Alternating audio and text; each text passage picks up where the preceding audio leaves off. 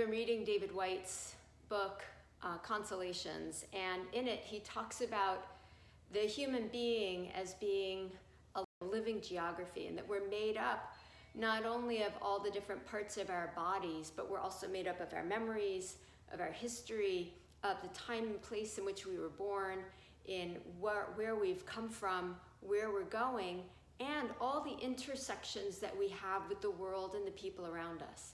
That all of those things constitute the geography of who we are. And that when we become skillful at living, we find that the intersections between our geography and the outer geography of the world and of life, we find that it becomes more easeful to be in those intersections, in those places where we connect and we cross and we have interrelationship. And I was thinking about that this morning as I was sitting for meditation and just reminiscing on things that happened yesterday that kind of threw me for a loop and unsettled me, and how much energy I was giving to those things, and it was making those things very uneaseful.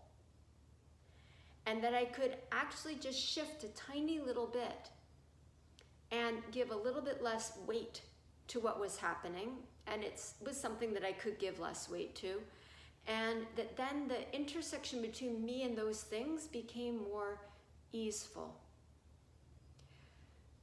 So I wanted to invite you to consider that as an option for yourself today, for whatever it is that's going on, whatever, if it's your birthday or something else is happening for you, to consider the way in which your geography, the way you're made up and all the different pieces and parts of you, how it intersects with the outer geography.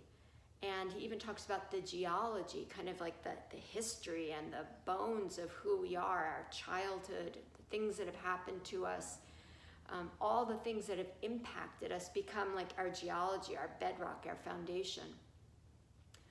And so to take where we are today and to move as skillfully as we can, understanding who and what we are, who and what the world is, and where those intersections are, and to make them as easeful and skillful as possible. So this is what he writes. He says, "The human body constitutes a live geography, as does the spirit and the identity that abides within it. To live one's genius is to dwell easily at the crossing points, where all the elements of our life and our inheritance join and make a meeting." The word yoga means to unite, to yoke, to bring together, to meet. So let's meet today, doing our yoga on our mats, meet our bodies, meet our breath, and map the easiest way into those intersections of life. So with a steady seat, please close your eyes and turn your awareness inside. Bring attention to your breathing and the way at which it intersects with your body.